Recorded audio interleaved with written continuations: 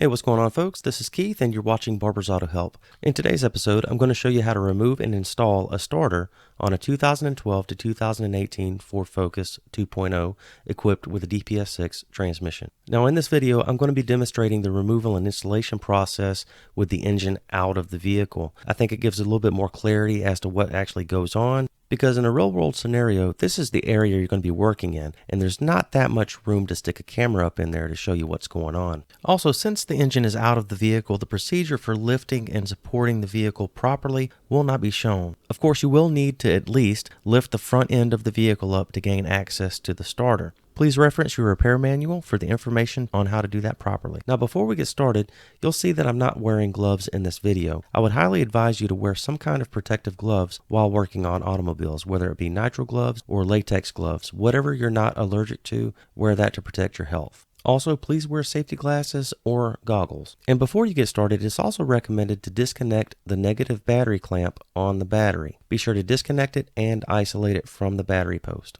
Okay, once we have our negative battery clamp disconnected, we can then turn our attention to the starter. Notice on the starter you have a metal bracket that has a couple of harnesses connected to it and a hose connected to it. These harnesses and the hose will need to be disconnected from the metal bracket. I use a fastener removal tool such as the one shown here. Now we can remove the metal bracket. The bracket is held on by two 10mm nuts. Given the tight quarters you have to work in, using a 10mm ratcheting wrench is actually best for this. Once the metal bracket is removed, you can then turn your attention to the two mounting bolts for the starter.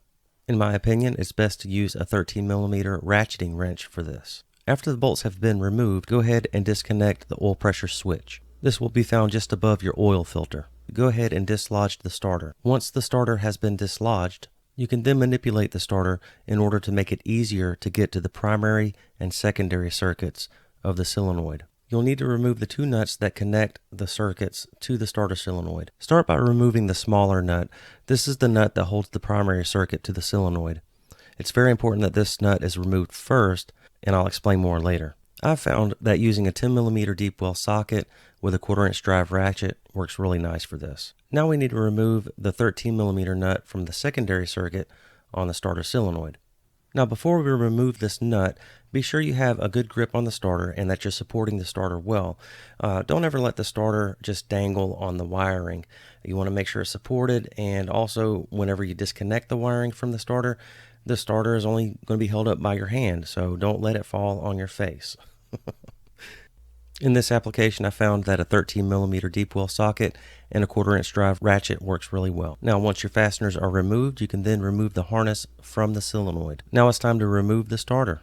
I found that clocking the starter just a little bit so that the solenoid is directly on top of the starter makes it a lot easier to get out. Now, once you got the starter clocked, you can then take the starter out. You're going to go in kind of a diagonal path along this area right here. Just go straight down in between the harnesses and the heater hose there, and it'll come right out. It's a little bit of a tight squeeze, but it will come out that way. Okay, now that I have the starter out, let me explain why I recommend loosening the smaller nut on the starter solenoid first.